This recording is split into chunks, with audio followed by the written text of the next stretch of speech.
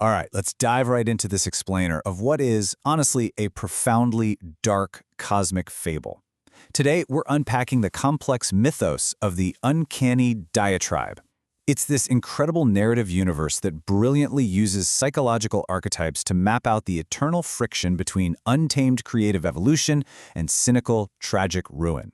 If you're fascinated by world building that goes way beyond just kings and castles to explore the actual, literal mechanics of existence, you are absolutely going to love this breakdown. So we start at the absolute dawn of time, and right off the bat we learn that raw, unformed chaos, it isn't something to be terrified of here.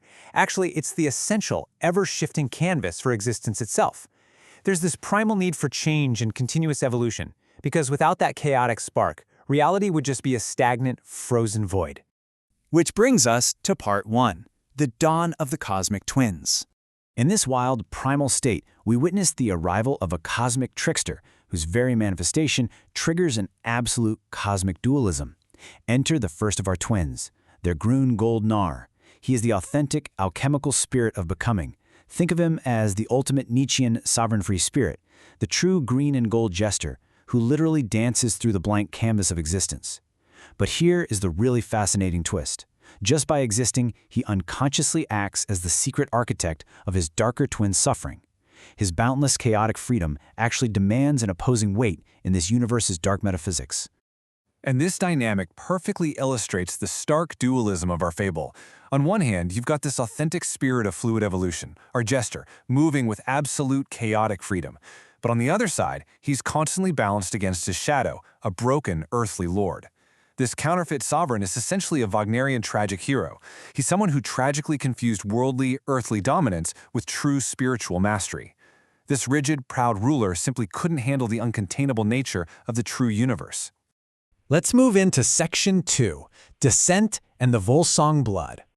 After the catastrophic, violent collapse of his mortal empire, this broken sovereign basically orchestrates a dark, Faustian descent right into a suffocating, chthonic abyss.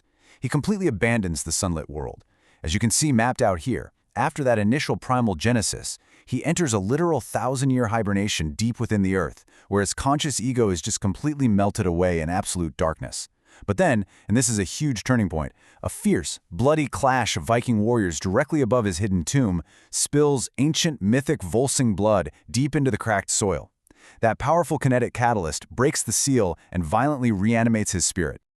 That launches us into Section 3, the Century of Negation. So he wakes up, but he's permanently scarred by the raw shock of that mortal slaughter right above him. He climbs out of the earth, inextricably bound to this unyielding lineage of inherited heroic tragedy.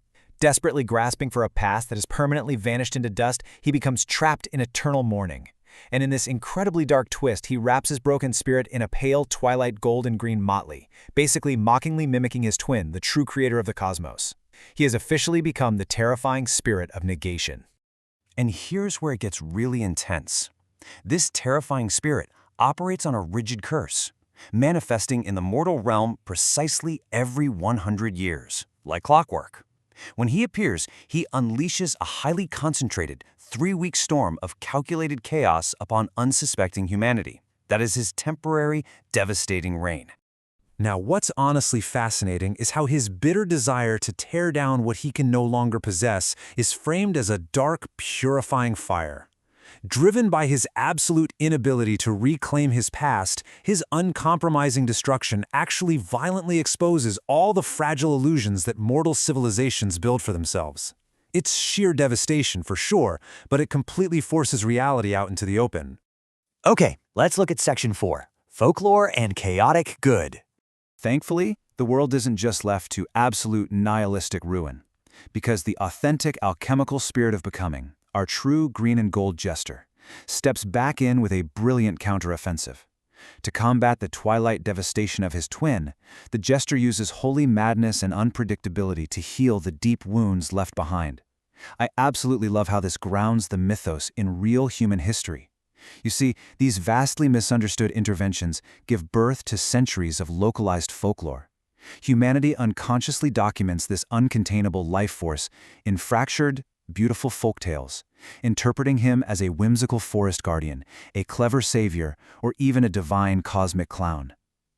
They're all just trying to explain this chaotic good force that keeps rescuing them from ruin. Which leads us to the climax in Section 5, Oath of the Wili-Na. This is the ultimate climax of the whole narrative universe. It happens right at the end of that 3-week twilight window, when these twin forces of creation and destruction inevitably just crash into each other. Gazing directly into the blinding, vibrant mirror of the true jester, the fallen hero finally recognizes the grand futility of his bitter crusade. But, and this is key, he doesn't just fade away. Instead, he boldly embraces this covenant, the Oath of the Wili-Na. He accepts his destiny as the dark, necessary catalyst of the mythos, transforming his tragic Faustinian loop into a brilliant philosophical partnership with his twin. And that brings us to our final part, Section 6, the eternal spiritual rebirth. This soul-repeating architecture perfectly mirrors the Nietzschean eternal recurrence of human suffering. It basically proves that this awful cycle of destruction actually serves a vital, elevated purpose. First, the 3-week storm exposes our fragile mortal illusions. Second, the jester steps in to counter the damage with chaotic good and holy madness. Third, the Dark Lord recognizes his role and accepts his binding oath. And finally, because of this intense cosmic friction, the soil of human existence is fertilized for a grand, inner alchemical transformation. The destructive malice of the negative twin is never just senseless ruin. It is the absolute foundational requirement for spiritual rebirth. So, what's the most empowering takeaway from this mythic explainer? It's the challenge to look beyond the surface of your own hardships. Think about the archetypes we've explored today. Are you viewing your personal tragedy as just a permanent end? Or can you see it as a temporary storm designed to trigger your own inner alchemical transformation? What fragile illusions are your own personal 3-week storms exposing right now? You have to use these storms as the catalyst to reclaim your absolute existential sovereignty. Keep that in mind as you navigate your own cycles of destruction and rebirth.